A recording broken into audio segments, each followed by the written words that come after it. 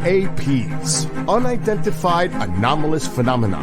Are they extraterrestrial, interdimensional, time travelers in origin, or are they simply a result of top-secret military black projects, false flag alien invasion psyop, drones, or other human-made aircraft? Join UFO historian Don Ecker, MUFON State Director for New York Chris Torme, retired veteran pilot Commander Cobra, and well-esteemed host and researcher Martin Willis as they discuss the latest news and topics regarding UAPs with a no-holds-barred approach on UAP Crossfire.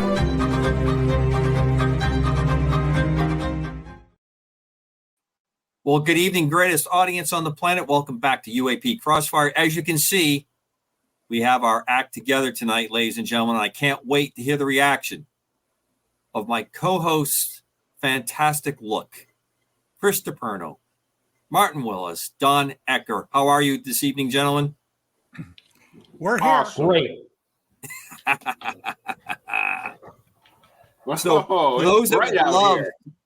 For those folks that would love a screenshot that we did before we came on the show, you just have to hit Commander Cobra KGRADB at gmail.com, and I will gladly send you the screenshot that we did coming into the show.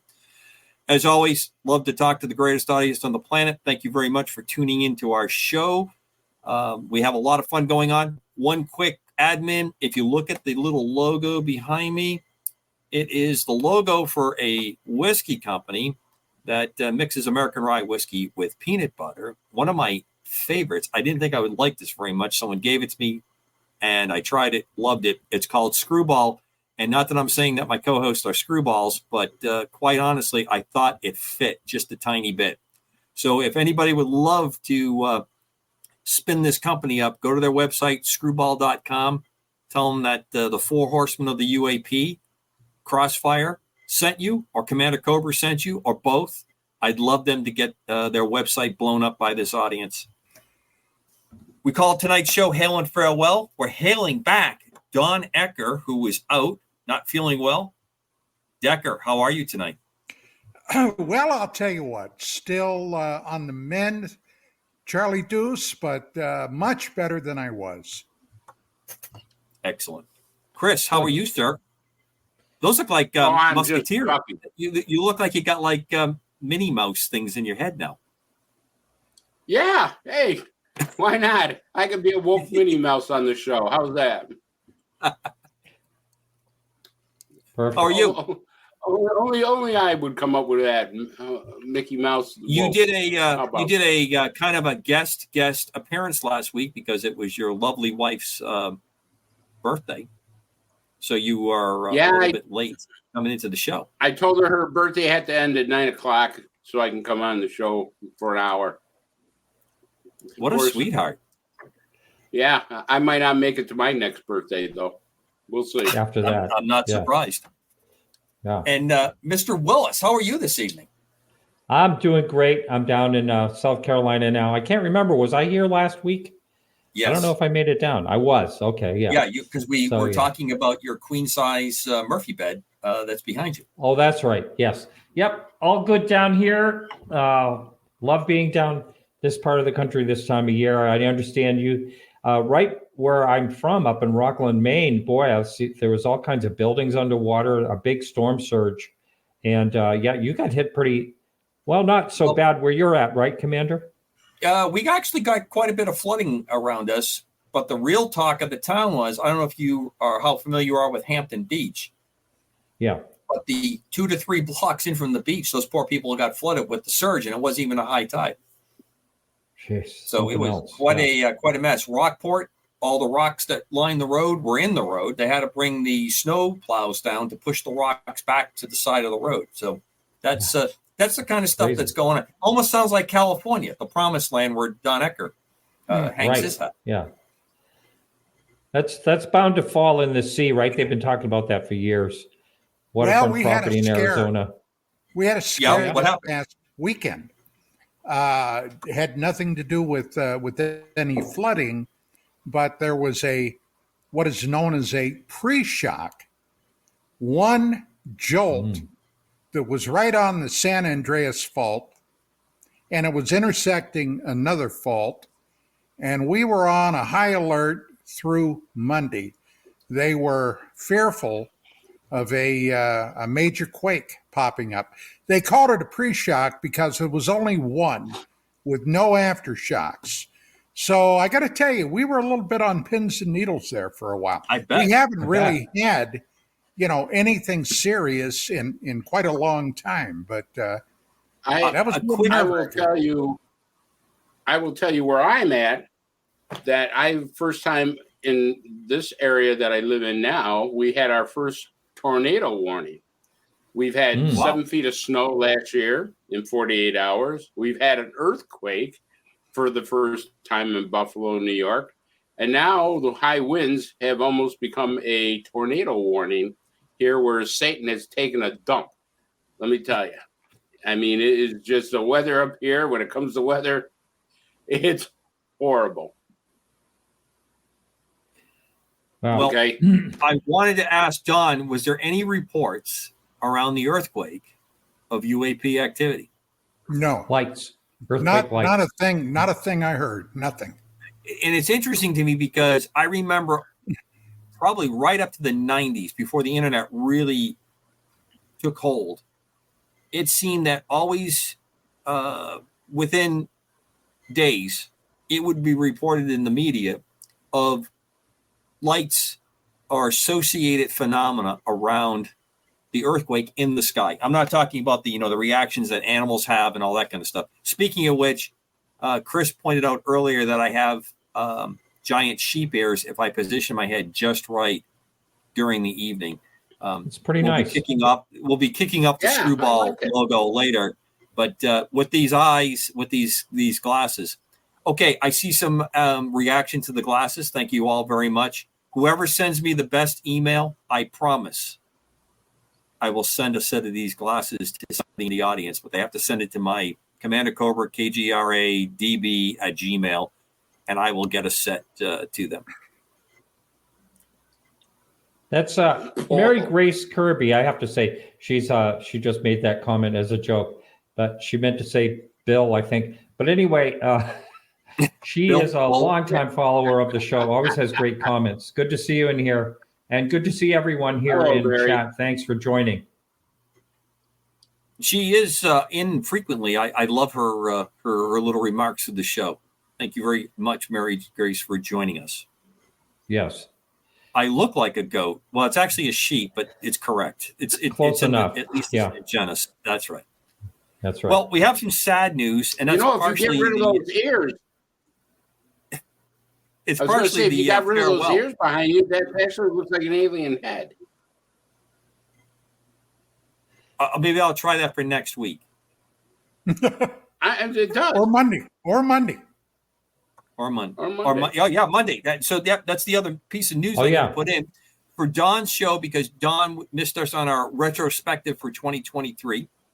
We're going to join Don as his guest on his show, Dark Matters, on Monday.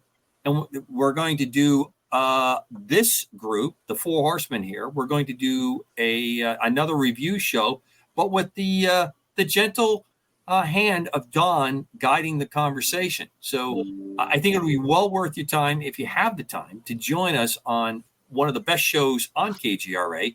And you're looking at three people that have three of the best shows on KGRA, from Martin, Chris, and Don. And I say that with a very full heart, because these are some real pros that do the work, really do the heavy lifting, as far as I'm concerned. And we're going to be together with him. Don, what time do you air Pacific and Eastern time? 4:00 on Monday Pacific, 7:00 Eastern.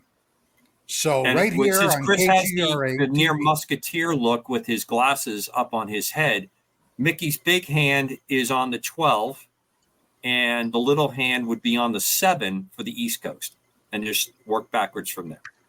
Exactly. So that's what we got coming up, and we have a really great, fun show coming up next week. We have a special guest. I'm not going to announce now.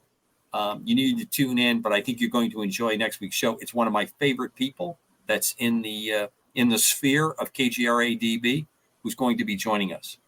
Okay, sad news with the passing of Tracy Torme. We're going to talk about him a little bit, what he, we're going to explain who he is for those who may not know him. I got to catch a interview that Don did on one of the many shows that he was co-hosting with, and it was really quite good. And we have a little clip that we're going to play towards the end of this first half that will take us out on this part of the show. But before I go to Don and have Don kind of take the horn on this particular part, Martin, Chris, do you guys have any things you want to share about Tracy? Excuse me. Go ahead, Martin. I really have never had any contact with Tracy, and I understand he was involved in some UFO things over the years, but I've never really had any contact with him. Of course, I knew of his father for many years, Mel Torme, the Velvet singer. That Velvet Fog, correct? Wasn't that the line that Velvet they used for him? Fog? The Velvet Fog. Is that what it is? Yeah. But I remember him, like growing up, and then I have a friend that was a crazy fan of his, back in like the 1980s, where most people weren't really listening, my age at that time, listening to Mel Torme, but the guy loved him. But yeah, I mean, I really don't, never really had any contact with him myself. Chris? What about you, Chris? I am like Martin. I had very little contact with him, but when I did have some contact with him, always considered him a straight shooter, square, tell you the real deal. And his passing, I think, is a loss to all of us. It's one of those things where he made a good name for himself. And I think his name will live on in certain respects. And I'm sorry that he did pass, because I thought, when he said something, you could take it to the bank. We have an expression. I put this when I was writing up some stuff. Aviators from the First World War, when they would make a salute to someone who has passed, they'd say that that person, in this case Tracy, has gone west, and that was an expression to the Allied pilots who would turn west trying to make it back to friendly lines in France, and that was getting home and getting to sanctuary. So unfortunately, I did not know Tracy. The only real contact I had was from the bit of a that Don had provided in an interview, and then when we were getting ready for the show, he provided me some stuff to read and look at, and pretty interesting background. Definitely had a real interesting career in and around it, and it's interesting to be the son of someone famous like that and be in the area that he was known. So, Don, I'm going to turn it over to you. Remember, about minute 45 or so, I'm going to probably start talking to try to get us to transition over to a clip that we're going to run on the show. But, Don, Go ahead. Give us a couple impressions on Tracy, please. Well, I met Tracy when I moved down to California in 1988 to be with my then girlfriend, who later became my wife, Vicki Cooper. Vicki was the editor, and she was the person that founded, she and her partner, UFO Magazine. And I had at that time a rather interesting foray into the field. But when I got down here, Tracy was one of the people that I met very early on. And of course, I knew who he was. I knew who his dad was, Mel Torme, famous guy. Not only a crooner, but a lot of people are not aware that Mel Torme also did some professional acting. Yep. And surprisingly, one of the early acting jobs he had, he was playing a thug gangster. Now, if you ever it's saw, so hard to picture that. It's hard to picture that. yeah, but he was convincing. Believe me, he was convincing. So anyway, I like Tracy almost right off the bat.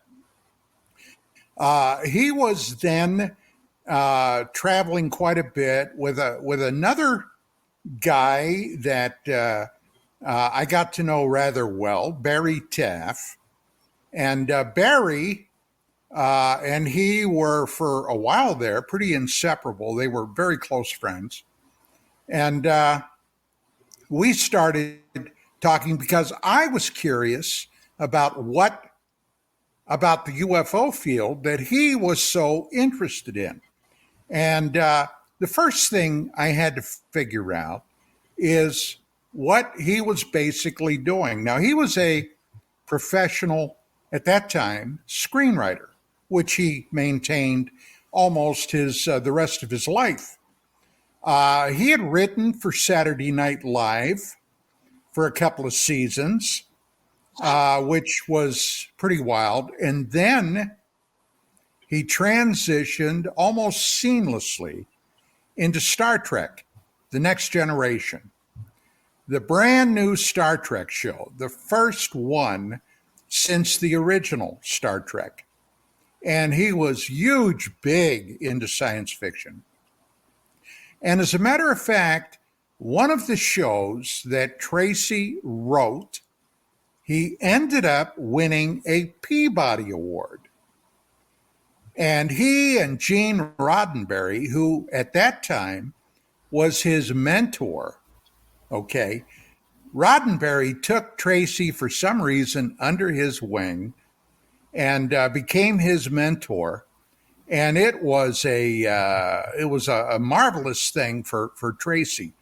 Now, Tracy had a lot of tendrils going out into some of the other franchises, like The Outer Limits, The Twilight Zone.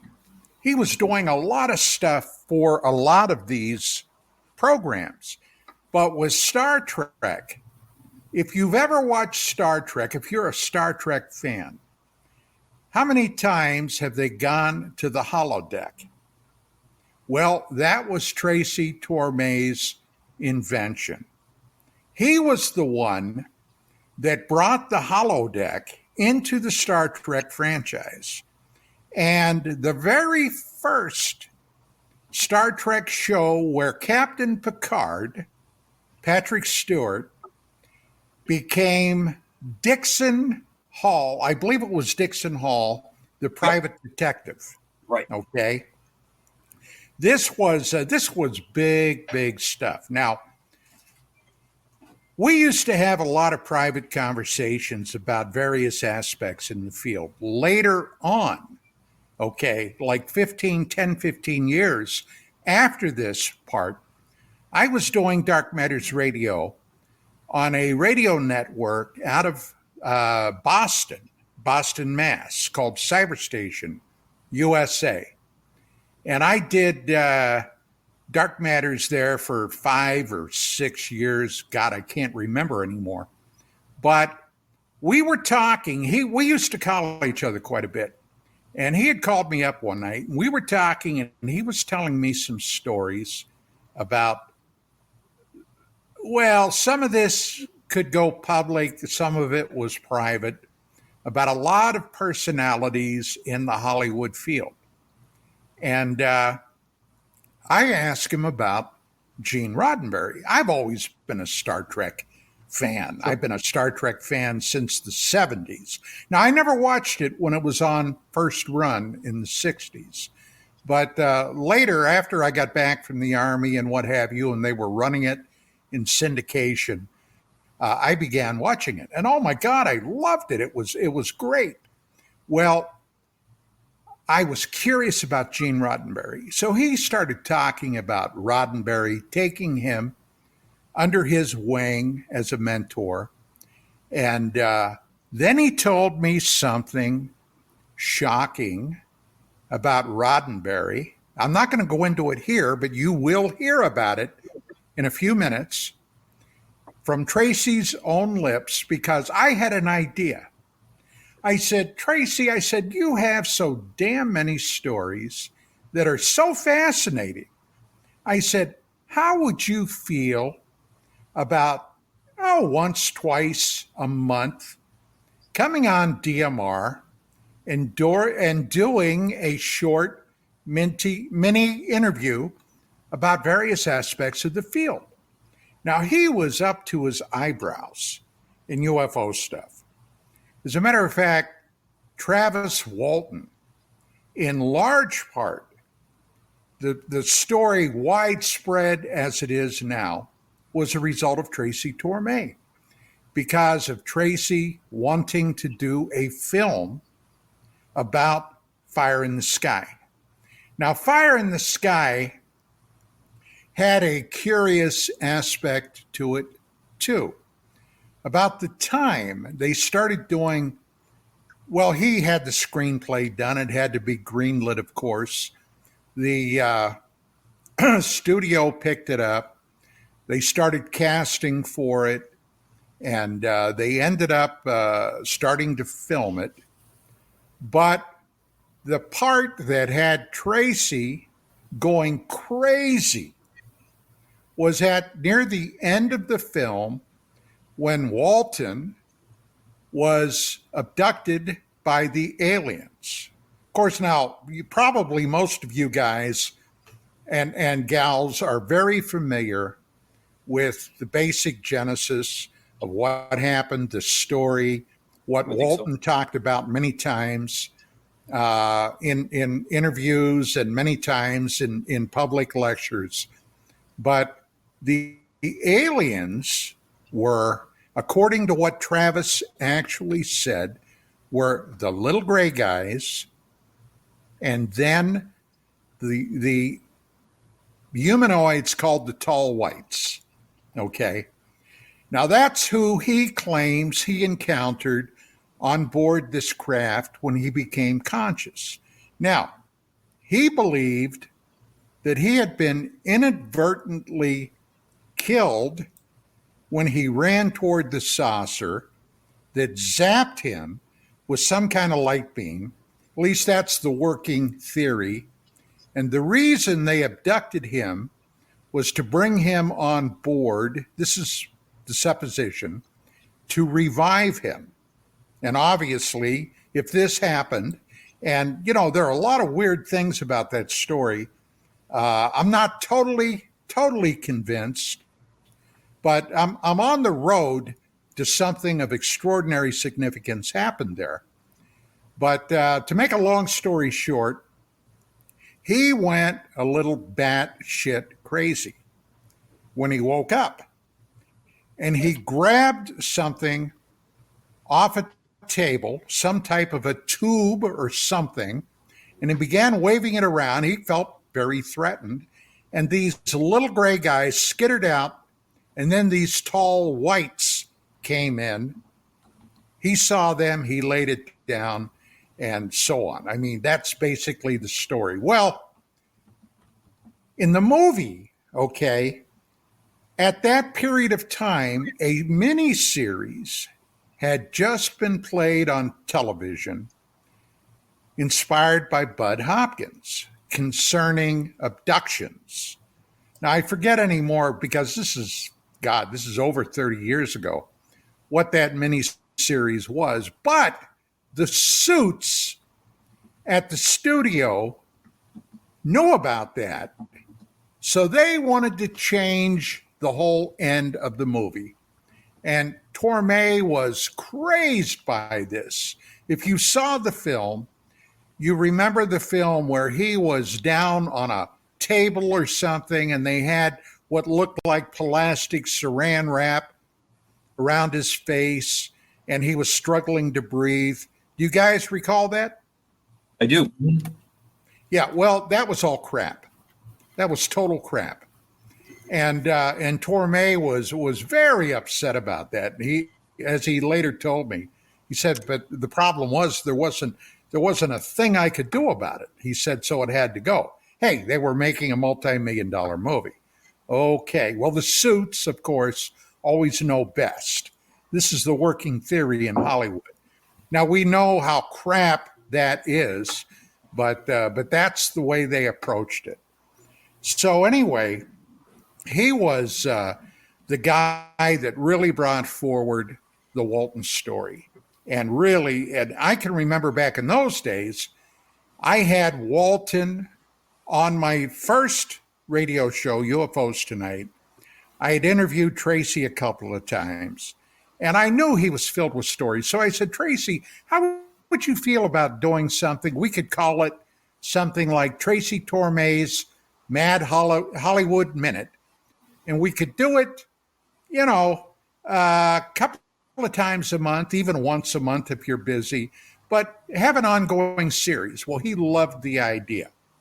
Well, the very first show that we did concerned his mentor, Gene Roddenberry, the great galactic bird of the universe, okay, the father of Star Trek. Let's take this wagon train to the stars, and the whole schmear there. Now, Tracy knew all those guys. He knew Spock. He knew Kirk. He knew Sulu. He knew all these guys.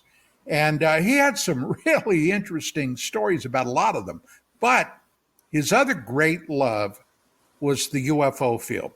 Now, for you longtime UFO guys and gals, in 1988, there was a 2-hour special on commercial television called UFO Undercover or UFO Cover Up Live. Okay. And Tracy was initially a part of that. Now, during that period of time, there were several cases involving UFOs that were at the forefront of the UFO research arena.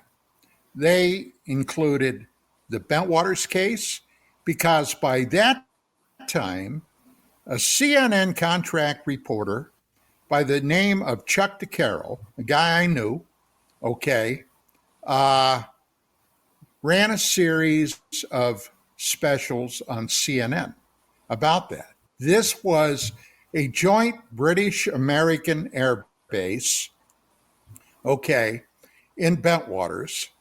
And this was an amazing situation that happened there. Once again, it involved nuclear weapons. This is something that a lot of people are not privy to or aware of. Bentwaters was one of the FOBs, the forward operating bases, in the event that war would have broken out in Europe. At that time, okay, and if you weren't around, you may not be aware of this, but tensions were at a fever pitch. There were revolutions going on in Poland and some of the other Eastern European countries that were part of the Soviet Warsaw Pact nations, okay?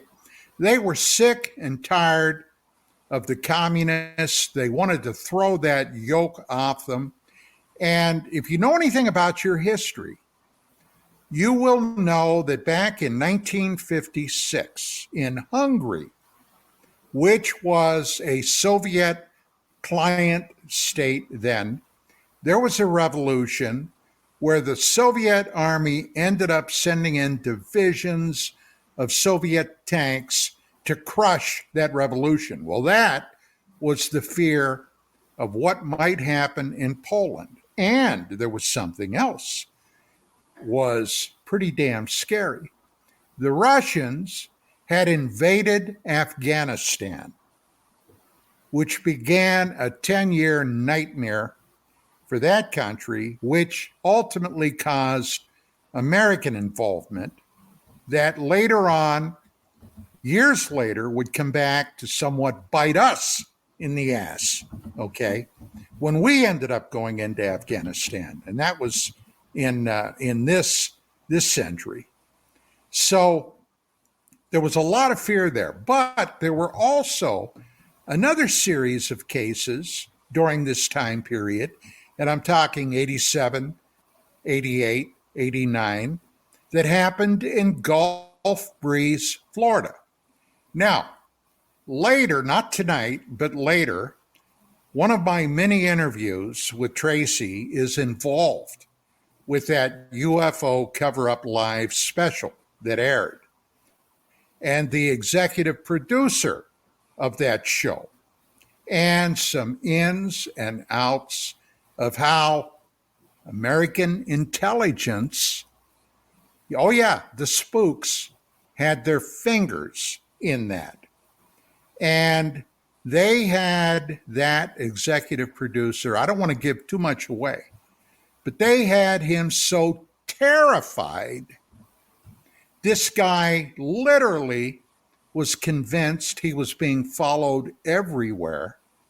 Used to go, because Tracy was in the same complex that this guy was in. This guy used to go and peek out the bloody windows to see if he had his shadows out there in the parking lot, keeping an eye on him. And a lot of other things about that special that nobody knew about for years, but eventually did come to the forefront. And that's a fascinating thing. But Torme and I ended up doing this for quite a while. Now, some of the topics we covered were the McMinnville, Oregon photographs. That was a very famous case back in the 50s and the early 60s. The Lonnie Zamora case, Socorro, New Mexico, another fascinating case that Tracy knew a heck of a lot about. As a matter of fact, at one point, he was trying to get a film project going about the Socorro case. Dr. Stephen Greer and Tracy Torme, and a little clash that happened there, which will have you rolling on your floor laughing your tail off. But a whole lot of topics and subjects. So this guy knew where a heck of a lot of the bodies were buried, because not only of who he was, but the people that he knew. And it's a fascinating insight into a lot of behind the scenes, in-depth baseball, if you know what I'm saying. So John, this is something I'm looking forward. Yes. Quick question, John. Did he have a particular case that investigation that he did, or something he looked at that he just felt was it? It was the touchstone, the Holy Grail. Socorro, really? Yeah. Martin, what do you think about Socorro? I'm curious. Oh, I've always thought that was one of the big ones myself, because for instance, that was the one where J. Allen Hynek really changed his whole tune on the UFO topic. He went from being a skeptic to someone that took this totally seriously, changed his whole life. And he did claim that. It's like someone who was that was trying to explain away UFO, and I remember him saying that he thought that particular case was something that could not be explained away, and was like a conversion moment for him. Yes, and Ray Stanford was there right away, and that's I talked to him many times over the years, and that was one of the ones where and he wrote the book. Let's see, the Pentagon Pantry. I can't. Yep. I can't remember the exact title to it. Something like that. And but he was there right away. And one of the things that you don't hear a lot about was that he, when everyone left, he went over to the burn site and he kind of cleared away a little bit of what he was seeing there, and noticed an actual rock that had some metal on it. So he grabbed that rock right out of there, and eventually trusted someone to test it. And of course, they scraped the whole thing off and it was gone. And it took them forever to get the rock back, and there was nothing on it, which is not surprising. Chris, do you have any reaction to the Socorro? Well, I think you got to look at, Lonnie Samoro himself. Here's a credible guy that, had a very good career as a police officer. He was a straight shooting type of guy, from what I understand. And he was shaken up. When they went to interview him, he was absolutely shaken up about this whole thing. So, and his story has never changed. He's never elaborated on the story. He's never taken anything back from the story. He's always been consistent. So I think Lonnie Samoro is one of the most credible UFO sightings there is. There's always been talk he also had incredible ethics, because he ended up resigning from the police department. He resigned because he felt that whatever it was that happened to him was shining too much light on that, and it was impacting his department. And as a result, he left. Now, that took a hell of a guy to do something like that. And not only that, but he never once tried to profit from any of that in any manner or regard. The man was, as a matter of fact, he was loath to even talk about what happened. That's right. Right. Yep. Yeah. I will tell you this one other thing about the Lonnie Samoro case. It's very similar to a case in Newfield, New York, with a police captain, that I actually worked for this guy. And J. Allen Hynek went up and spoke to this police captain. And he was my captain. We talked about this several times privately. Yep.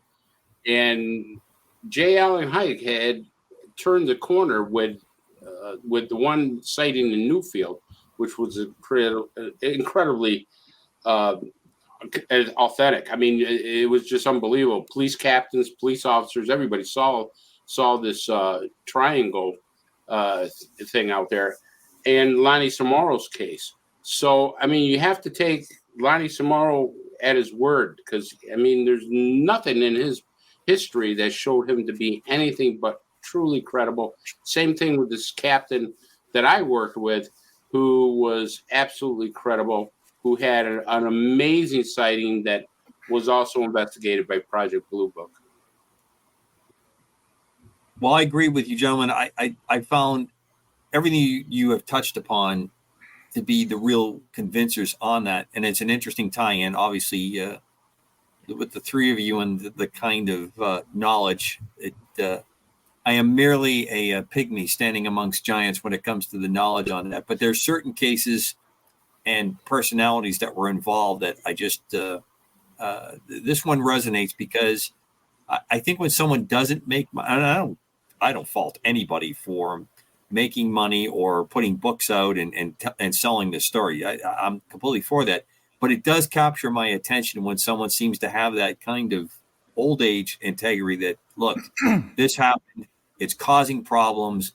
I'm not afraid to talk about it, but I'm not going any further with this than I have to. It adds a level or a weight of legitimacy to me that really makes me go, I want to pay attention to it in a different way. All right, we have about, looks like about 20 minutes to the top. We have about 10 minutes worth of this interview we're going to play going to the top of the hour to the break. Don, give us a little bit of an intro to what we're going to hear. You touched upon the interview of Tracy talked about. Go ahead, Mark. Yeah, just real quickly, the reason I posted this last picture here is that is a picture of J. Allen Hynek at Socorro at the incident. He's in an office, but that was during the incident when this picture was taken. I just thought that was interesting. I just found it on Enigma Labs. They have that picture. Also, Don, you talked about, I think the show you were talking about, I looked it up, the Brooklyn Bridge UFO abduction. I think that was the show that you were referring to earlier when you were talking about some of the folks around Tracy. I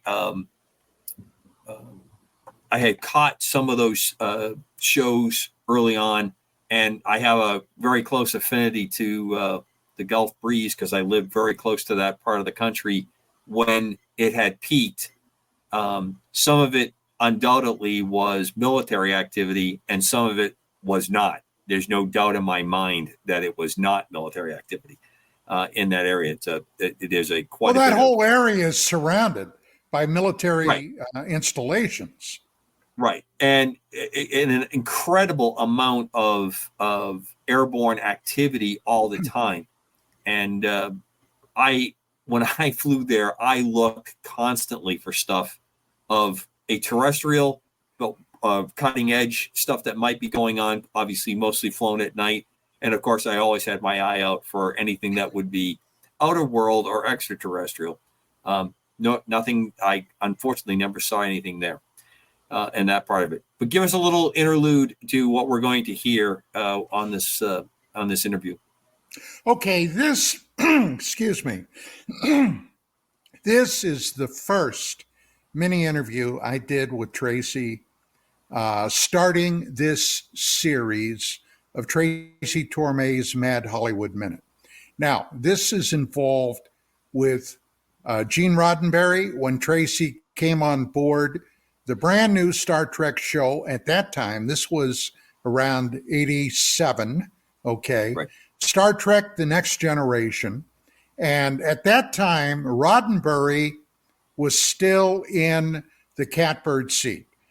Within several years, he had some reoccurring health problems. Roddenberry had some reoccurring health problems, exacerbated by some of his personal proclivities, something like that. but anyway, at this time, he took Torme under his wing. When Torme won the Peabody Award, Roddenberry went with him, flew back to New York to accept it. It was a very prestigious thing. And Still is. Oh, yes. And when they came back, one day, Gene Roddenberry, and Torme's going to tell you about this, came by, knocked on his door, and said, "Hey, I need to talk to you a minute." And Tracy said, "Well, yeah, sure." Well, he came in and he said, "I understand you're working with some of that UFO shit. Is that right?" And this is a very, very fascinating story. So, and when I was very close to Dwight Schultz, who played Lieutenant Barclay on Star Trek, and he was Howling Mad Murdoch on the A-Team. We were very close friends for about 12 years. I once asked him, because he had a very strong interest in this phenomena also. And I said, well, gee, people, especially these people on some of these science fiction shows that are running, God, aren't they at least interested in this field? And he said, the large majority of them, no, they think it's crap. And I said, you got to be kidding me. He said, oh, no. And I said, well, then why do we have all this entertainment about UFOs and extraterrestrials and all this other stuff? He said, Don, he said, look, if the day ever came when small paper bags filled with dog manure became a thing, Hollywood would be out there on the front line pushing these things, to and from. So, okay, so it's a buck thing. So anyway. All right, I got to grab you because we're going to run out of time. I got to grab you there, Don. Folks, we're going to play the interview. We're going to go into our break. UAP Crossfire, Chris DiPerno, Martin Willis, Don Ecker, and your acting host tonight, Commander Cobra. We thank you for the first hour. Please enjoy this as we go into the break, and we'll see you on the flip side. We want to talk about octopuses in Iraq. Is that what it is? Oh, okay. I thought it was jellyfish, but that's all right. All right, here we go. I like jellyfish myself. Okay. The first one we're going to do tonight is... We're going to talk about the strange similarity between some very prominent people who are very anti-UFO, and I think it will surprise many people as to who they are. Okay, let's take it away. Now, you've been involved in UFO research, and you've been interested in it going all the way back to the early 1980s. Is that correct? That's how old I am. That's true, yes. Okay, you're 80? Yeah, it feels like it sometimes. Yeah, but going back to that period of time, well, first, before we start into the story, what was it that really, what case or incident really snapped you up that made you want to pursue this? Well, when I was a little boy, really, my mother brought home a Look magazine that had been completely devoted to UFOs. And even at a very young age, I was absolutely fascinated by what I was reading, and I was looking at some of the pictures and thinking, if even one of these things is real, and then this is something that was made possibly on another planet by, non-human hands. And I didn't understand why that wouldn't be the most interesting thing in the world to everyone. To me, that was like, what could be more interesting than that? That's just incredible. So I've always been interested ever since then. Okay, well now you as a longtime screenwriter and Hollywood producer, you've known tremendously powerful as well as many celebrities in the field, and for a long time I was very good friends with Dwight Schultz. And you know Dwight. Dwight was a part of the Star Trek family. Mm-hmm. It would seem to me that many of those folks would look kindly on this subject, but as I myself have discovered, that's not necessarily the case, is it? No, it's quite surprising. It's really not the case. Some of the most vocal skeptics are actually people that most people would assume would be pro-UFO, but they're not at all. Well, let's start, Tracy, because you've had some tremendous stories that you've hit me with. Well, I had two really great mentors to my writing career, and those were Joe Stefano, who was the screenwriter of Psycho, who created the wonderful show The Outer Limits, which is one of my all-time favorite shows, maybe even my favorite show of all time. And Joe Stefano mentored me, but the other person that mentored me was Gene Roddenberry. And I'm sure most people know Gene Roddenberry created Star Trek. And he was very, very fatherly towards me. He sort of adopted me almost as a surrogate son.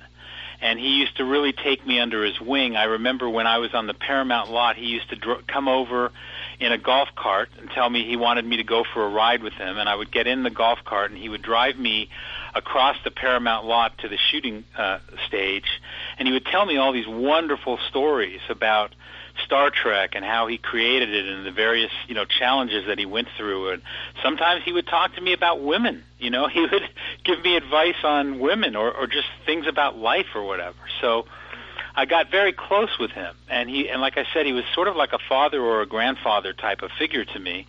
One day there was a knock at my office door, and it was him, and he said he wanted to talk to me about something. And I very quickly realized there was something going on because he had a very strange sort of intensity to him that day. I knew that something was up. He looked at me very probingly and got this very slow smile on his face, but it wasn't a smile of joy or anything like that. And I'm trying to figure out in my own head what this is about. He said, "It's come to my attention that you are considering doing a movie about Travis Walton." And I remember being surprised that and he of course knew Travis. This was the Fire in the Sky movie, right? It was eventually going to be, yes. But he had heard that I was in the early stages of looking into doing that as a movie. I don't even know where he heard that, but I was very surprised that he even knew who Travis Walton was. When he said that, I thought, wow, that's interesting. So I said, yes, Gene, that's true. I am thinking of doing that. And he absolutely, exploded. He said, "Don't you know that these things are all absolute bullshit?" And then he said, they're only seen at 3 a.m. by a drunken farmer. They're never seen by pilots. They're never seen by astronomers. There's absolutely nothing to it. How in the world can you believe something so ridiculous? And he was all red-faced and really worked up. And so I very, calmly and carefully said, "Gene, I don't mean to contradict you, but you are really wrong. Those facts that you're throwing out, they're just not right. They're wrong. You've been really misinformed." Well, it didn't go very far from there, because he just was looking at me as if I had said I believe in Santa Claus. That was his attitude. Like, he could not comprehend not only that I would believe in such a thing, but that I would spend my precious time working on something like that. He thought that was terrible. He really was upset. And so that was the first of several similar experiences that I had over the years. And the ones that really pop into my mind the most would be Carl Sagan, Seth Shostak, and Ray Bradbury. And those are 3 people who, again, at a certain point later on in my life, I had a one-on-one moment with each of them where they each expressed in various ways, but kind of similar ways, what a terribly stupid and fictional subject UFOs were. Well, Tracy, now speaking of Carl Sagan, now you, of course, were very close friends with Bud Hopkins, were you not? Yes, I certainly was. I can remember speaking to Bud about Carl Sagan, and it was my understanding from Bud that Sagan at one point had told Bud Hopkins that if you ever have a case that you feel is airtight, that I will take a look at it. Now, of course, I'm shortening much of this, and I'm paraphrasing, but Bud said later that he had a case that he attempted on several occasions to take to Sagan, and Sagan basically blew him off. Yeah. I worked a little bit on the movie Contact, and it was then that I actually met Carl Sagan. And actually, I did spend more time with his son than with him. And it's interesting because his son, if your audience can imagine this, imagine sort of a punk rock version of Carl Sagan. That's what his son was like. He had a real punk haircut, but he looked just like his father. So that was something I remember that was kind of funny. But yeah, I tried to talk to him about the subject and tried to open him up to, again, my feeling that these people that are so against the subject really don't usually understand the subject. Look at what Gene Roddenberry said to me. Gene Roddenberry was a long-time pilot. Okay, he was a pilot as a career long before he was a writer. So for him to say that pilots never see these things, you and I both know probably someone like Richard Haynes is somebody who all he does is pilot cases. Exactly, exactly. So it's so erroneous. It's completely fictional. It's completely wrong. Well, Gene Roddenberry flew B-17s during the Second World War, didn't he? I think so, yes. And he was shot down, in fact, at one time. Right, and yeah. During the latter part of the war, especially above Europe, pilots were encountering what came to be known as Foo Fighters almost continuously from October of 44 through about February or March of 45. And the whole point sort of my take on this entire thing is it's not just that these people don't believe in the subject. They certainly have the right to not believe in it. And I'm sure there's, great majority of people probably that don't believe in it. But it's the fact that there are reasons for not believing it. Or in each of these cases, including Ray Bradbury's another example, they just were extremely badly misinformed. They believe certain quote-unquote facts about the subject that are incorrect. So I found that kind of fascinating. Okay, well, that was Really appreciated, Tracy. I want to thank you for joining us again tonight. We're going to do this again very soon, aren't we? Yeah, we're going to do a few of these, and it's fun for me to go down memory lane. I appreciate the opportunity, Don. Thank you. Hey, my pleasure. Okay. Well, we will talk to you next time, Tracy, and once again, thank you. Thank you, Don. Okay, ladies and gentlemen, now I have Mr. Tracy Torme. Well, gentlemen, I love that interview. I think that was great. Don, you have some absolute incredible history, and thanks for sharing. I happen to be reading a book about one of the gentlemen he mentioned, Mr. DeStefano, who was a producer and brought up The Outer Limits, the original series. Tracy and I are about the same age, so I'm sure he watched it quite a bit in syndication growing up as I did. Another fantastic story behind the story. Well, folks, we're up against our first break. This is UAP Crossfire for Chris, Martin, and Don. Hopefully you'll see us on the backside. We're going to pick up the jellyfish UFO incident circa 2009, but it has a lot of interesting. Bless you, sir. We have a lot of interesting that's making the rounds. And we look forward to seeing you on the flip. Don't go away.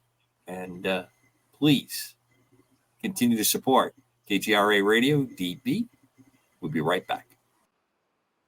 Well, welcome back to UAP Crossfire on KGR Radio DB. I am with Chris DeFerno, Martin Willis, and Don Ecker, my very esteemed and learned co-hosts.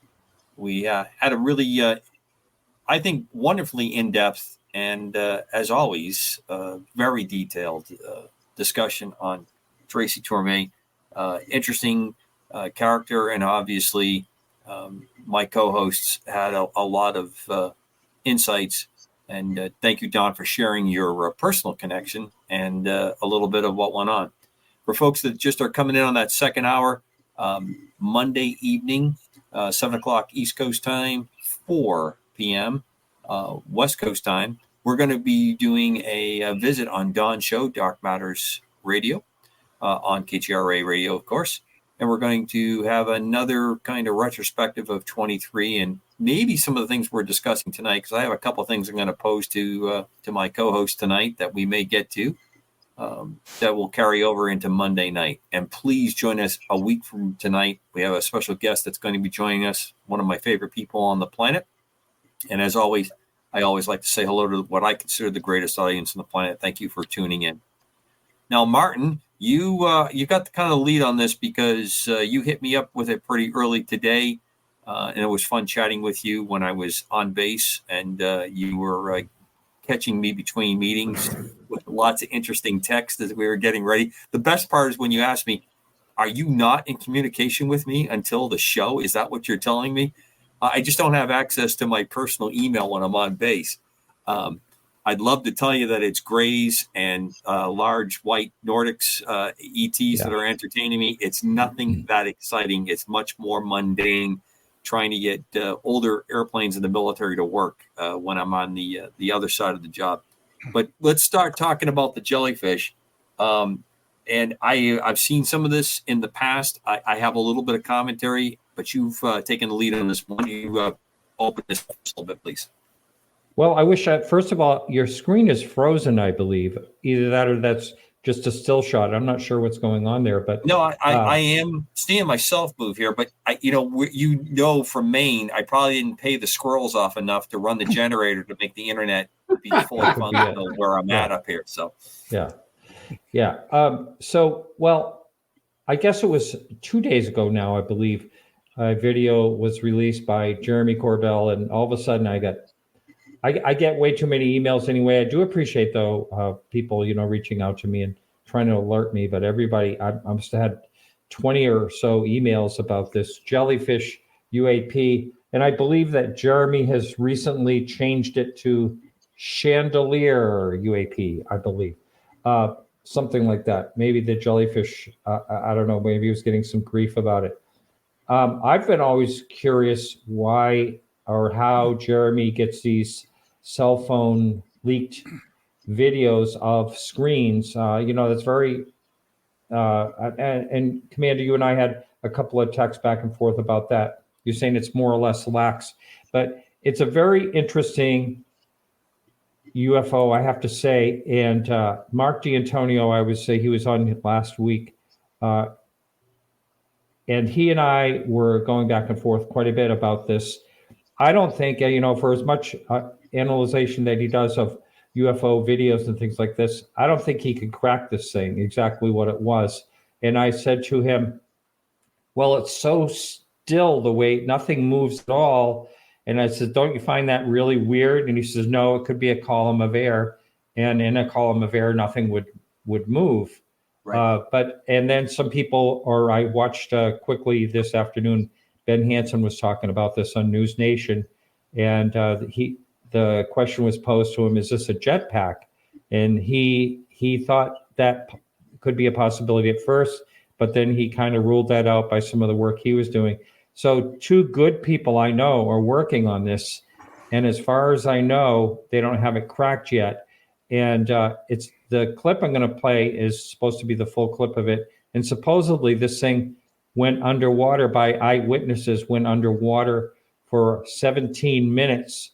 They also said the people that were on location in Iraq where this was said that there was no sound when this thing was going over. So that would more or less rule out, or it would rule out jetpacks in that case, if you take that at face value. Well, I have a question. I have a question.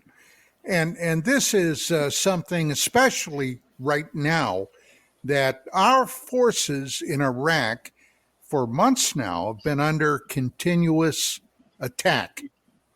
Okay? Missiles, right. Drones, you name it.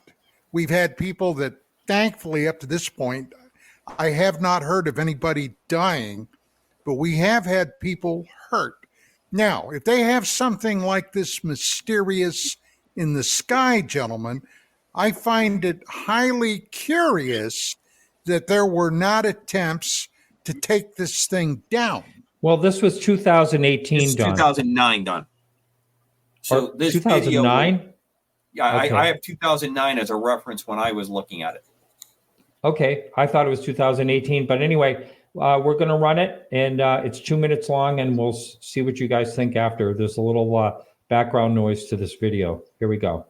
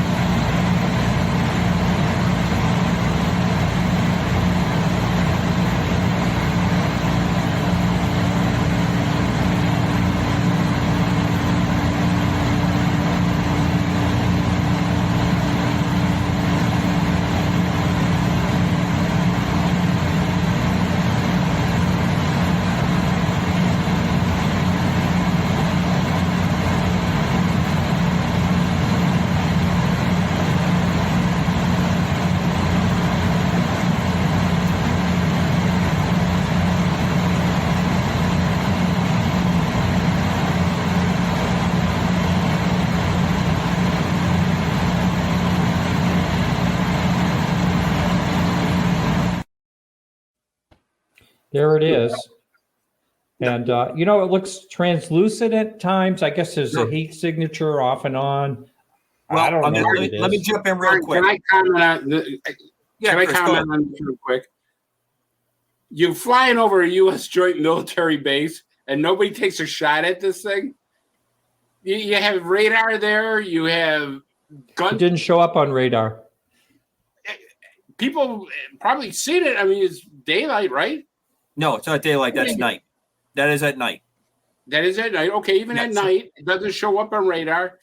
Somehow or another, I just find it odd that this thing's flying across a U.S. military base, and nobody even takes a shot at it. I mean, since I spent a large time of my life doing this exact kind of work, let me give you a quick couple of impressions that I see when I look at that screen. It's a night IR, and the reason that the colors are changing on the object underneath the reticle there is that in that particular part, white is, I assuming, is hot looking at that.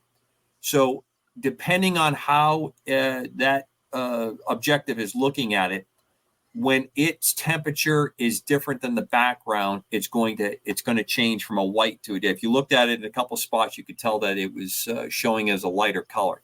So that's pretty normal for an IR type.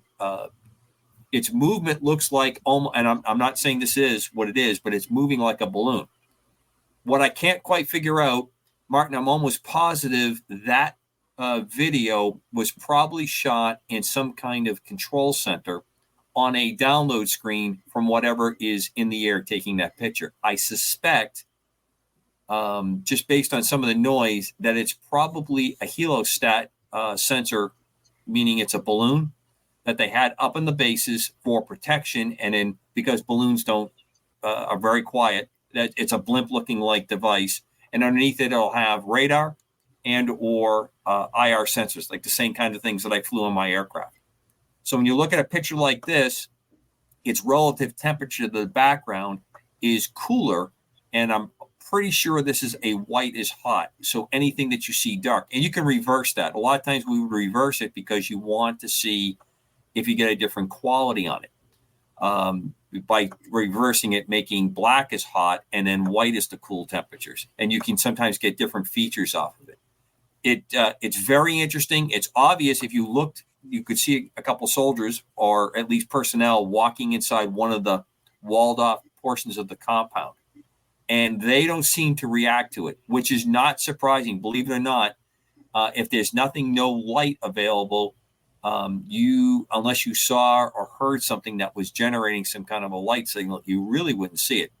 And it's pretty noisy in different parts of the FOBs, because you're usually generating power and doing all that kind of stuff. So if it's quiet, it doesn't look like any drone I have ever seen. I've never seen anything that would be that. Absolutely not a jetpack, unless there's something really interesting going on with propulsion, just the way that thing is rigged up.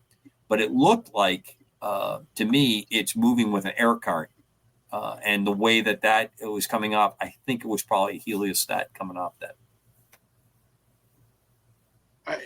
I didn't get from Mark whether he thought that was a balloon or not. So, I don't know where this stands with a lot of people that are taking a serious look at this.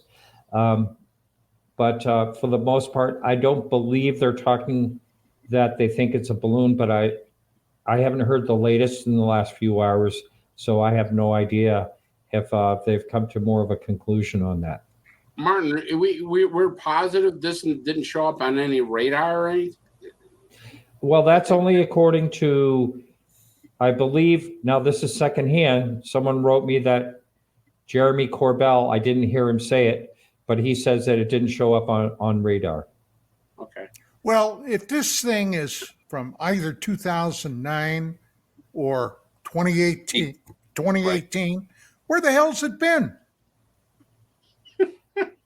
It just leaked now. So, I mean, maybe it was classified, possibly. From where?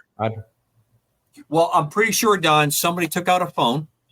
Yeah, that's what it was. And they were in a facility and they made a recording. Yeah. And that's where Jeremy gets those videos. The other one that he had of that, the Chinese drone, supposedly, that triangular thing, and also of that object that went into the water off of the Michigan. I think it was the USS Michigan or one of those. I can't remember the name of it. Missouri. I can't remember the name of the ship. But that one also was. These are all cell phone videos that somehow I think he's got an insight to someone that's leaking these out to him. I'm not really sure exactly who's doing it and how he gets them.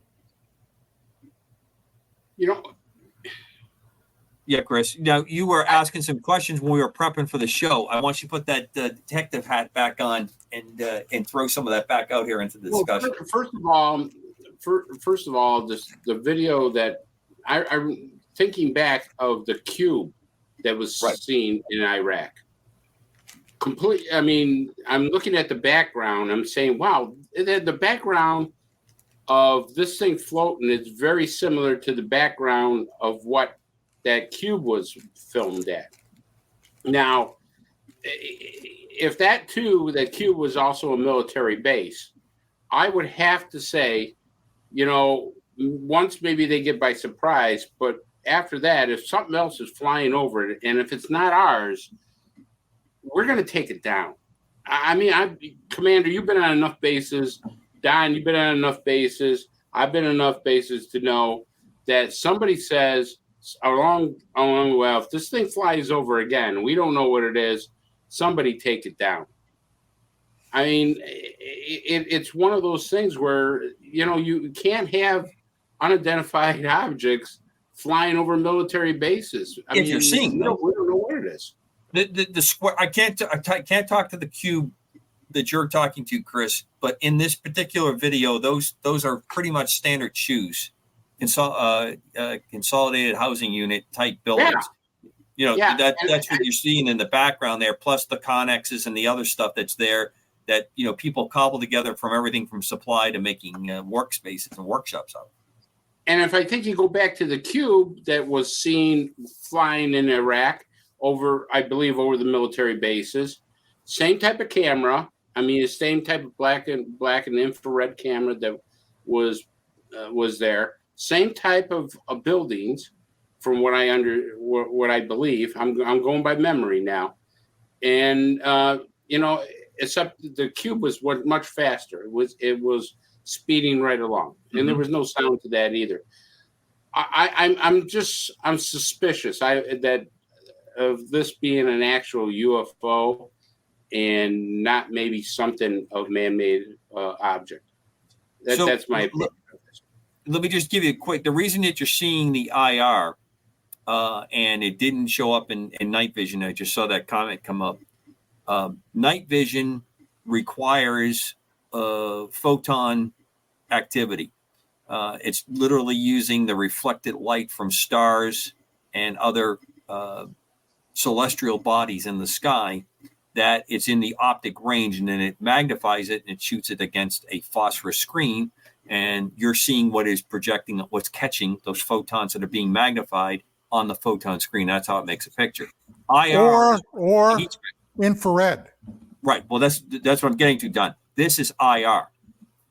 You don't use night vision technology generally in sensors. You use IR, and then when you have enough available light, you use the electro-optical side. That's how they house the two units together. So that's what I was trying to explain earlier about the background color. The operator that is going to set a capability with that, so that whatever's the hottest is going to show white or black, and then it works into a grayscale to the opposite side, and you switch back and forth at will to see it. So to me, it doesn't surprise me that it's not metallic, most likely, or it somehow has a stealthy characteristic. But remember, radar doesn't usually condense around a facility. It condenses usually around airfields, and then you have defensive batteries around, and not that many defensive missile battery activity in Iraq these days, even when I was there, because we just didn't have that kind of a threat. We weren't seeing that. As of late, obviously, we have a lot more going on. Now, what we did have that's very interesting, and I would love to know exactly where this is at, there was, because of the types of mortars and other rockets being fired into the base, we had very small localized radars that actually would warn you to take cover. We called it big voice or giant voice would come on. It would warn you that there was incoming. That's like literally what it would say across the base: incoming, incoming, incoming. And then when you were near where it was going to impact, those speakers would say, take cover immediately. It was just an automated system. Wow. Scare the bejesus out of you when you heard the second message, take cover, because you knew it was there. I spent a very interesting 20 minutes on the ground next to 5 or 6 donkeys that were in a facility where we were raising the donkeys.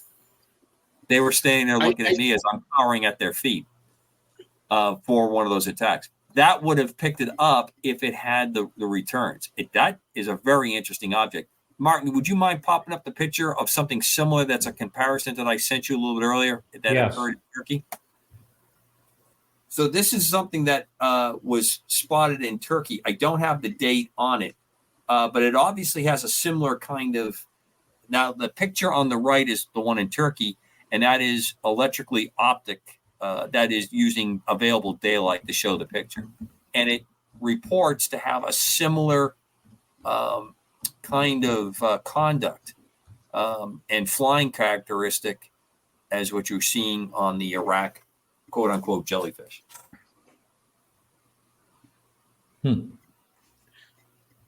If I may, I find it fascinating that there's always UFO activity in wartime. It is, to me, a fascinating subject. Mac Maloney, who has a show on KGRA, has written a couple outstanding books just categorizing all the fairly modern, probably since the 19th century, UFO events during wartime. Absolutely fascinating stuff that goes on. You know, one of the people in chat put up a great comment. I'd like to put it up if I could. He says to me that one of the intel guys said it took no threat posture. And you are correct about that, Android Paranormal. It didn't take a threat posture. However, that doesn't mean that we're not going to try to take it down to see what it is. Even though it didn't take a threat posture. Remember when we had the Chinese balloon flying over, it really didn't cause a threat. It was collecting intelligence. We took it down. Okay? So to have these objects fly over, and we don't know how many times these objects have flown over military bases, sooner or later we're going to want to take one of them down to see what it is, or try to take one of them down. What I would like to know is if anyone on the ground actually physically saw the thing. Right. Because Mick West always chimes in on these things, and he's saying that it was light diffraction in the camera or something along those lines. That sure doesn't look like it to me. And IR is not looking at light; it's looking at heat. So you're not going to get photon light bending showing up on IR. That will not happen. Yeah. How about a drone? What do you think of a drone, Commander? Well, it's interesting if it is, because if it is a drone, then that would mean it's probably some kind of balloon type technology, which has been around for centuries, as a reconnaissance device. I don't know what it's doing because I don't see anything underneath it. Could it be something that shredded or, was up at higher altitudes, and now this is just the remnants of something that was maybe multiple type balloons burst, and this is the part coming out? I mean, I have seen weather balloons that use multiple balloon systems with like a sensor on the bottom of it that takes temperature and atmospheric pressure, and radars that's what a lot of weather forecasting meteorologists use that information to come up with where the air mass is moving, and they let thousands and thousands of balloons every day, and then when it goes to a certain altitude, they normally burst, and then they crash to the earth, and they generally don't cause too much trouble. And they're small enough and light enough that they're not missiles when they come back down. So that could be a pretty easy explanation, but it's in such a weird configuration that I can't imagine what it does on that. Why would you have to be configured that way that you can't make any kind of, easy comparison? And then, of course, you have another one in that general region. Turkey's not that far from where this was reported to be seen. To me, it's an interesting case, And then you have the whole other layer of this. Why, as Don said, 2009 or 2018, so long to come forward. I saw a lot of the interesting remarks in the chat about the poster. I like when people put this stuff up. That screenshot to me looks like a facility where that was being transmitted down to, either a control cab for what I was talking about, the heliostat or aerostat system. And they were around lots of bases. They're fantastic defensive weapons because they can, defensive sensors because they can fly, because they're just helium and they can stay when they're tethered to the base. They're tethered to that. And it looks like that's how they recorded it. Or it was being beamed from an aircraft that was out doing work in the area, spotted it. You'll also notice that was manually being driven. You notice how the little cross, the pipper that they're using is leading it a little bit because they can't get the automated part of the system to lock onto it. There are features that when you get something into the screen, that reticle, and anywhere near the reticle, it generally will have what they call track by follow, and it'll pick it up. So it was obviously having a hard time doing that. So someone had to manually kind of bounce that along, and that's why it's leading it a little bit. Yes, Chris? Now, I got another question for you, Commander, because I'm on the fence with this thing. The shots were always from above. Right. So nobody's taking pictures from the ground at this thing. They're always from a certain angle from above. I don't think anybody on the ground was actually seeing it. What's that? Right. So I was going to say, go ahead.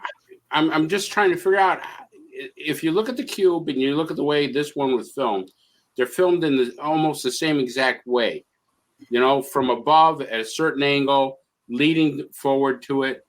I mean, I'm just putting my investigator hat on and trying to say, okay, how is this being filmed? It's not being filmed from a plane, right? It could be. So my best guess, if you look if you took like a child's balloon at a that you get at the supermarket, right? It's got the string and the balloons on it. Okay, if you think of that in large scale, and this is definitely looking down on it. If it's the aerostat is tethered to the ground within the perimeter of the base, usually towards like one of the sides. And there's a sensor that picks this up and sees this thing flying by. I would suggest looking at that, best guess, this thing is someplace between 100 feet and 50 feet above the ground as it's drifting by or moving. I would even say drift. That's a bad conjecture on my part. As it's moving, and it's moving fairly slowly. Why I think it might be an aerostat is that the way it's holding it and moving, it's not picking it up with any kind of automated system to track it. So someone's seen this and they're moving around. If it's an aircraft, what's happening with the aircraft, it's orbiting around it. That doesn't look like an orbit the way the background is moving. Right. If it's an orbit, we would have seen the other side of this, and we would have seen the ground moving in a circular kind of pattern around the target. Yes, Chris. All right. So let me ask you this, Commander. If it's an aerostat, would an aerostat be manned on the base? Would somebody be? Yes, absolutely. So the sensor's up on the balloon, and they're down below inside a command cab. Okay, so somebody in that command had to see this thing.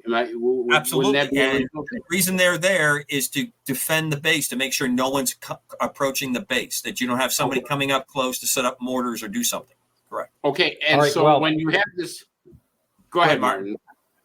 Well, we're all missing the point here. If we're taking things at face value of what the witnesses supposedly said, that this thing went inside of a lake, some type of body of water, for 17 minutes, and when it rose out of the lake, it shot off so fast they couldn't even track it. Now that part, I don't know if you are familiar with. I read that part, but I didn't see it, and that's the part I would like to see. That part of the video. Too. I guess I'd like to just break this down. I'm not saying it's not real. It's definitely real. Oh no, there's something really there. You're right.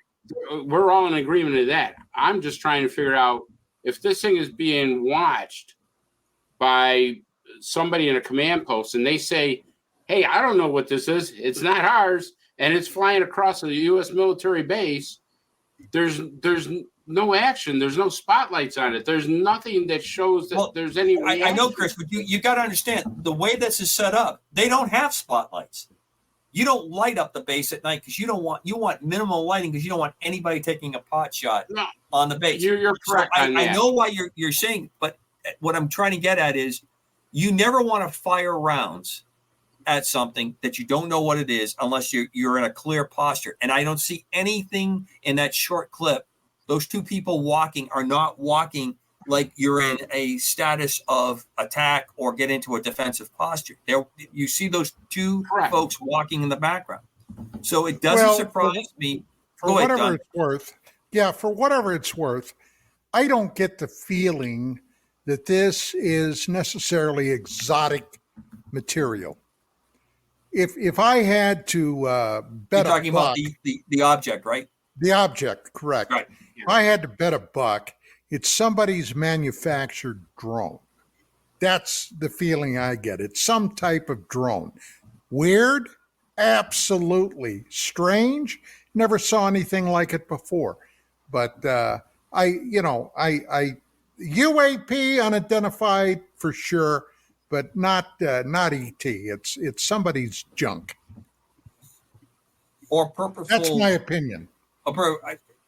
So, Martin, based on what we've seen on that part of it, now let's talk about the rest of the report you were talking about. The part where it submerges and comes up. It has almost a tic tac kind of part to it. What it was supposed to. It does. It does in the fact that. Actually, I think we're going to get Mark in here. Oh, excellent. He's taken a really good look at this. So let me just, I'm just trying to send him an email right now.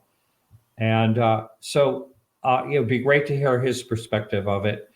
And as far as what I understand, that this thing just, after it came up from the water, which it was in for 17 minutes, and I'm not sure how all this is logged, and perhaps Mark can let us know. He's really been doing work on this for a couple of days. So anyway, I'm just trying to send this off to him, and hopefully he will get it, and we'll see him in here in a minute. Mark, you said this thing dived in the water for 17 minutes, right? Witnesses seen that. Right? Yes. Yeah. But nobody took any photo or video of. Well, there is other video of it at a long distance heading toward this body of water. So, and it is a video, and you can see it looks really, really teeny, and it's really hard to understand exactly what it is, but it is heading toward that body of water, and then they don't show it. Which I find really interesting because there isn't too many bodies of water in Iraq. Yeah. There's the two major rivers. There is a body of water up by Mosul, not one of the places that I used to hang my hat years back, which is behind a large dam where the possibility. So I'd be interested to try to figure out where it is. Yeah. Well, like I say, I'm trying to get Mark in here. I just sent that, and he has looked into this for a couple of days, but I don't really know. I mean, I think it would be kind of silly if we're spending all this time on something that means absolutely nothing, but you don't know. I mean, it is intriguing, and we did see Ben Hansen today talk about the possibility of it being a drone. And he said, he may be able to create something like that, but why would someone do that in Iraq? For what purpose would they do all this type of work for such a strange looking thing? And maybe that's part of it. But if it doesn't show up, wouldn't a drone show up on radar and also night vision? Unless it was really small, and if it's a drone that's using a large balloon type, flight device is how you're trying to get this thing to move. Probably not. I mean, it's small enough that whatever is metallic or whatever has got structure to it, which is hard to see, from the angle, if there is something in there with all that stuff hanging down. looks partially shredded to me, like something else has occurred with it. Well, there was. Oh, good. Look who we got here. He's got his glasses. Oh, look what he's wearing. More eyewear shows up. Are we going to have to put those on now? Oh no! I think the commander had asked that everybody wear them. Well, we started the Why show, not? Mark. Yes, that's correct. Oh, did you already do it? Here we go. Yeah. Oh, look But at keep that. yours on. You look like those glasses were made for you, dude. Hey, Don, look at Don. How you feeling, Don? A little better, not 100% yet, but you know. Okay. Well, thanks for the invite, guys. And I know you just need a couple seconds here, so I'm happy to oblige. Oh, give us more than a couple seconds. I got the glasses on it, and the audience just loves when we're all wearing these glasses. The reaction is They're humoring us. That's all. They're just humoring us. How do I know you have the glasses on? I can't see you. I'm sorry that for some reason my picture is freezing up. Okay. Yeah, no, I have to say that, I looked at that jellyfish video. I assume that's what you wanted to talk about. Right. Yes. Yeah. Right. And a couple things. Now, first of all, my first thought looking at it was, I want to see if it tracks across the screen and moves across the screen. However, throughout the video, there's some zoomed in sections of it. So you're not seeing the full frame until one point where you see it from a distance and it's moving to the right, on the right side of the frame over here, and then moving away. And so to me, I've got this problem with my all sky camera out there in Arizona at the observatory right now. There's bird poop on the dome, and it looks like bird poop, when you see it in silhouette. So is it possible that a bird or some other debris left some residue on the face of the camera? Yes, and it will, depending on the camera, look like it's somewhat in focus. I mean, it's not going to be a blurry blob. It may actually be somewhat in focus. So I know that Jeremy took this and ran with it, but I wish that he might have said something about it so that I could have at least weighed in and told them that I think it's possible that you're looking at some debris on the actual camera cover or whatever. And I'm still looking at it, Yeah, see now that.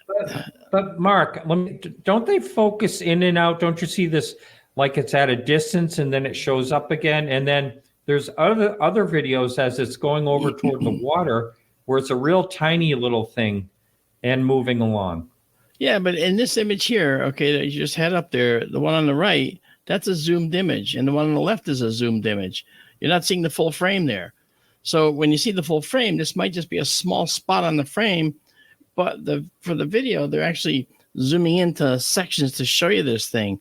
It's hard to know what we're looking at. I'm not saying that that's what it is, but it certainly is plausible that this is just some schmutz on the cover of the lens, And how would it appear to be moving? Is that the drone or whatever it is yes. that it's being filmed from moving? That's correct. And so it's kind of clever, when you show the full frame, you actually see that it's sort of stuck in one position relative to the rest of the frame. Now, there's a couple scenes where you see kind of drifting into the frame. And you say, oh, is it actually moving? No, that's zoomed in. And within the full frame of the image, they're zooming and moving a section of that video.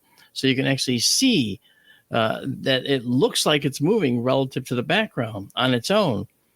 But I think it's actually locked to the frame. And when you see it in the full frame view, there's a few seconds where it's full frame. It's in one spot. And I think that's where it stays. So I don't know. I don't buy that this is a floating object over a town at all. Yeah. I mean, if Mark, it is, yes. Mark, how about this? I'm convinced this is from an aerostat just by looking at thousands of hours of flying and looking at sensors. Yeah. Just the way it looks to me, it looks like it's coming from something that's down below an aerostat. The way what I think it looks like it's moving like it's in a drift, and from a stationary object. And the way I haven't seen the other part that Martin talked about, And I'm sorry you guys can't see me moving. I'm making fantastic hand gestures because every pilot, when they start to talk like this, it moves their hands in a way where one hand appears to be shooting the other hand down. The really good ones, your wristwatch catches on fire. That's how you know. There you go. Thank you, Mark, for doing what I can't provide. Helping you out. Thank you for being my stunt hands tonight on Ah. UAP Crossfire. That's how I look at this, because there is one part where you see people walking in the background. I saw that. And how it continues to seem to move. And that's a pretty good reference line for that very short time you see them moving. That's the conclusion I had. It doesn't surprise me that it doesn't show up on radar. That's another report on this. But it's interesting that you're kind of going down the line that it could just be the smut factor that gets on there, which was a big deal for us flying the airplane. If you got it on there was no way to clean it up. So you couldn't get your hand onto the sensor. So you really try to protect the sensor if you got into any kind of moisture or anything else. Yeah. There have been cases in the past where there were schmutz on the sensor, but once you're airborne, you got to live with it. Right. Unless you're going to go back and land and get out there and say, clean that damn thing off now. Yep. How could you fly like that? That kind of thing. It could have happened while they were airborne too, which kind of, if you look at it, it's like a splat. So it could literally be a bug splat too. I don't see an impact kind of thing on there. Well, it's trailing down below. I've killed many thousands of insects on windscreens over many years of flying. It doesn't have that look to it, but you're right. It could have that downward kind of dripping kind of effect as well. Yeah, the windscreen's different than I think the IR pod. The IR pod might have a different. It usually have a flat edge to it normally. Yes, and but it may be angled at a different angle, right. So it could be a direct impact or a slanting impact. Who knows? See, we don't know any of the details here. And obviously, Mark, we probably should tell the audience, your background, because nobody, some of the people listening have no idea who's this guy. But you actually are a video and photo analyst for MUFON. Yeah, I'm the chief photo and video analyst. I'm an astronomer. This is what we look like. So I bring the science bent right into things. So you took your alien eyes off to hide your identity, is that it? Yes. Exactly right. Yeah. Well, I found a better picture of this thing anyway, so. Oh, yeah, there you go. There it is. Yep, there it is. Yep. Snuffleupagus from space. Yeah, that's right. Oh, boy. But, so do you feel like it's inconclusive? Is that what you would say at this point, Mark? Oh, at this point, yeah. There's so many variables. I mean, as Commander said very rightly, the windscreen. What's the windscreen shape? What's the angle to the flight path? Is it angled downward? Is it something that moves, like on the Raytheon FLIR AT FLIR pod?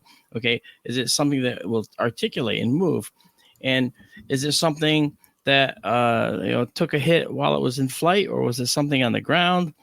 We don't know that. Was it even something on the windscreen? And that's the other thing too, is like, no one shows pictures of the IR pod to know what they're looking at, what kind it is, which one it is, so I have no idea, in fact, what we're looking at. Commander's comment that it could be, you suggest it could be part of the payload or the lines of an aerostat. Okay. I've seen aerostats and sure, maybe it could be something along the way, but I would think that the craft would have passed that.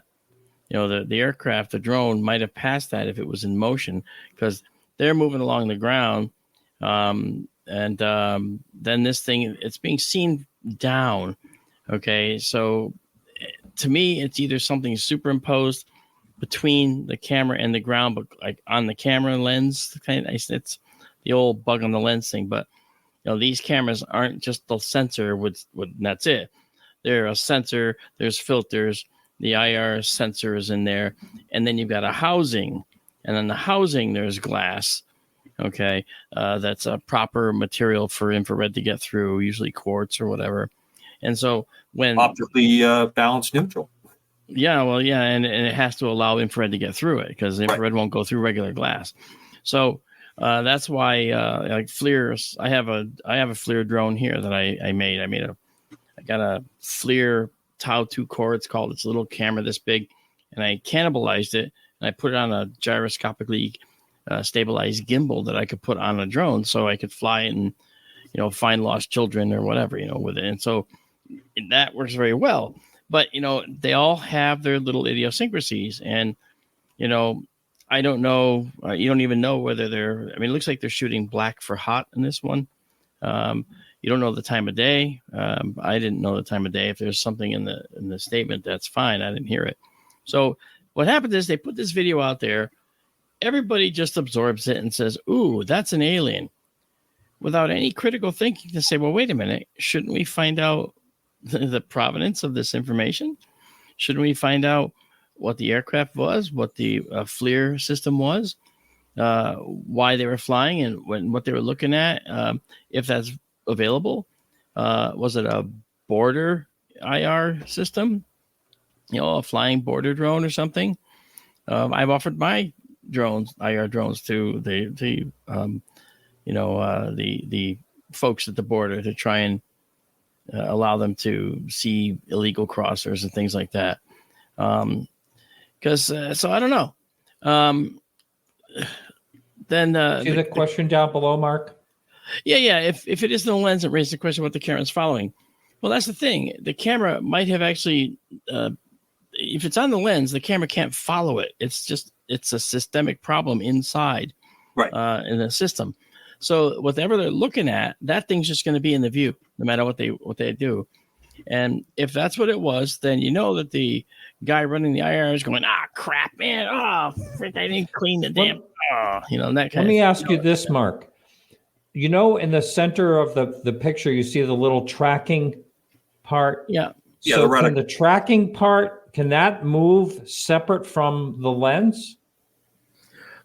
Depends on the IR. I've seen that they can actually move to actually track something, okay, or they can be a central reticle for reference. So I don't know what the IR system is. I don't know what mode it was the way that that's presented. If you were to overlay that cross onto the object, whatever it is, then if you have the feature that Mark's talking about, you actually kind of a cube, a square shows up and surrounds it, and that tells the software that's studying it, I want you to keep this optical target in the center of the screen, and then the gyros, the software drives it at that point to keep it centered. You'll see it kind of drift around a little bit as the heat source changes its density against the background. So if it's approaching something that's close to what the temperature looks like in the background, it'll drift a little bit, but they're pretty good. And you can set the size of that square. So that is probably the reticle that you're seeing there is probably like what we would call it, either the dead eye or the straight on target line. And then if you can get that, then you have to manipulate some other gear to change some of it. I don't think you're seeing the actual screen of the operator. I think you're seeing like a large monitor that someone's watching. And the reason I'm intrigued by this, Mark, is you're drawing a different conclusion than I am. When I see this and I see how they're moving around the base, and now you got me thinking of a couple of different things. It to me appears that they are trying to track this thing, but they can't get it enough heat, enough differential IR reference to get anything to lock up on it. And maybe, but this target is if it's black for hot, which it appears to be, or then this object should stand out like a sore thumb. There's only a few points in the video where it looks like it fades a little bit. And I'm not sure why that is, but I do know that in my systems, when I fly my drone with the IR, sometimes I do get the hot objects fading and ghosting in and out sometimes. That's a effect with the IR camera. I don't know directly what can cause it in the case that we're looking at here. But I do know it can happen, but I'm not saying that is what happened. I'm just saying that in looking at this guy, and you might be right, too, Commander. It could be a part of the tether line of an aerostat, or something. But I will say that I'm definitely not convinced it's something flying through the air. Okay, I'm just not. I know that. Again, like I said, if this is the full frame that you see here with my frame with my face in here, you're seeing a piece. It's a fine-looking face. I like to add as well. Well, I need to put those glasses on you sent me. Okay, he sent all of us. Amazing guy, that guy. So, but if you look at that frame, right, but if you look now, this is what you're seeing. You're seeing a close-up. And they're moving around within that frame to show you a different aspect. And as they move across the frame, all right, remember the whole frame is here. This is just an inset, and they're moving that, and it gives the illusion, I think, that this object is moving. All right, and I don't believe that it's moving on the main frame. Now, if there's more data, I'd love to see it. I'd love to change my opinion. All right, Mark. It's Chris Another trying to thing. talk? Oh, sorry, Chris. Chris, your mic's off. You've been muted for like since 10 minutes. Since you're talking with a muted mic, Chris, I'll take over for a second. Buddy, it's not the word here. They would know, first of all, Mark, if this was something on the lens, they'd simply know and clean the lens, right? I mean, the next day when the thing is landed or whatever it is, they would clean the lens. So they'd say, well, this video is nothing, so because there's something on the lens. Yeah, but see, you're compressing the time, I think, too, because this is something that they said that Jeremy said was snuck out of the wherever it came from. And so if it was something that was on the lens, this could have been footage shot a year ago. We don't know. Martin, you said that there was a witness, and this witness said it went into the water, correct? There was witnesses. This is all, I don't have any facts to this, but this is what is part of this story, supposedly. And it went in the water for 17 minutes and came out really fast. Yeah, that's the supposedly part is what gets me. And because you know how these stories get legs, and next thing you know, we have 9-foot aliens in Las Vegas. Yep. Okay. Yep. My God, you're it. And I like I said earlier, I've looked at this thing now for quite a while, and I got to say, I get no feeling whatsoever that it's exotic. I think this is a drone of some type. It's strange. Who built it? Who knows? What it did? Strange. It apparently flew over an FOB, right? A forward operating base. Is that correct? That's kind of the report, Don. Yeah. Yeah. So, and hey, I was a cop. Chris was a cop. We know how stories can grow and change. Oh, yeah. And what are you dealing with? You're dealing with a contingent of people that have one mantra. I want to believe. Okay, if I learned anything in 35 plus years, I've learned that. I want to grab, Don, I completely agree. I want to grab something on the show here because it's going to carry over. And now that Mark's here, I think it's going to be fun. We've got about 5-6 minutes. Here's the question I'm going to pose. We're not going to get a chance to really get answers. Maybe we can pick a little bit up on Don's show. Mark, make sure you tune in on Dark Matters on Monday. We're going to do the reverse of you not being on the show. We're going to do a retrospect of 2023 that we did with you last week, but we're going to have Don. So Don will be Mark. Mark will be watching Don be him on the show next week. Now, here's the question I want to pose. Did you get that, Don? You figured that out? I got it. I got it. Okay. I got it. Some people keep up with me. Others can't. Okay. Yes. That's why I live in Maine and you live in Connecticut, dude. That's how this is working out. I want each of you to consider what your prediction for 2024 is in UAP and in this kind of discussion we've been having. So while you're thinking about that for a couple seconds, and like I said, we'll probably really discuss it. I'll tell you why I enjoy this analysis and talking about this particular piece of it. Obviously, the Corbell mantra has a certain je ne sais quoi to it that people are going to say this is good or this is not such a good quality source.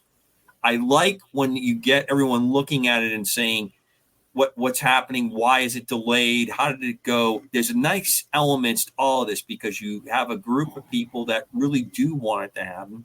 And when you take a really, what I would call the old school scientific approach to kind of breaking it down, going through it and tearing it up. Now, from my particular background of that part of the world and doing a lot of flying around in circles, looking at stuff, this would have caught my attention and probably moved on to something a little bit more critical because it wasn't doing anything. I need more to come up with it. I find it an interesting thing. I'm not convinced it's on the lens. I'm pretty sure of what I think has happened, but I'd love to hear more of it, especially the part with water, only from the geography of spending so much of my life there.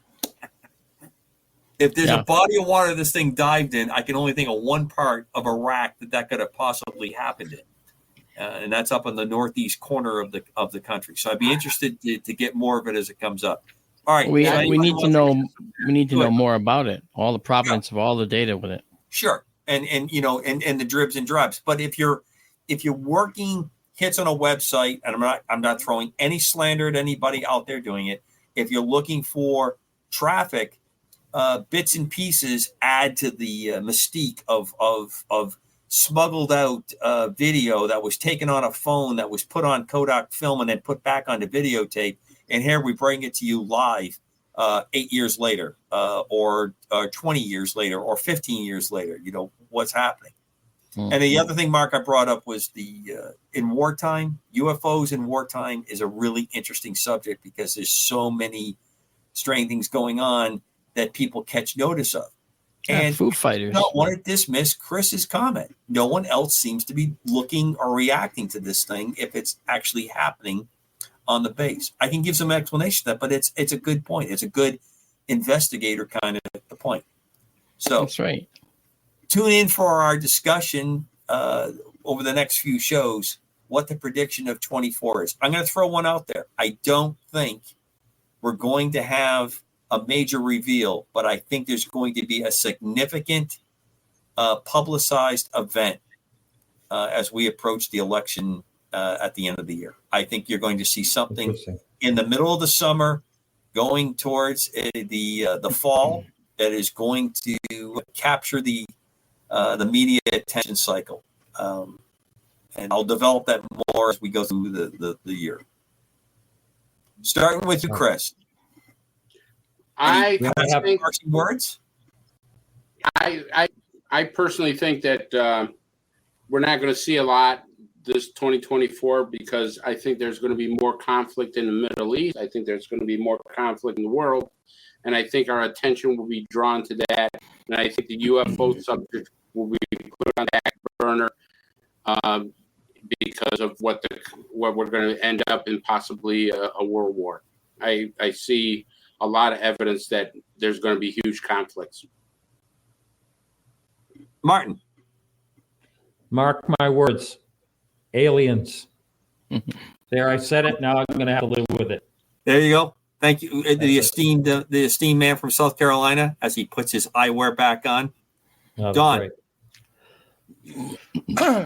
I gotta agree with Chris. I've got a bad feeling about this upcoming year.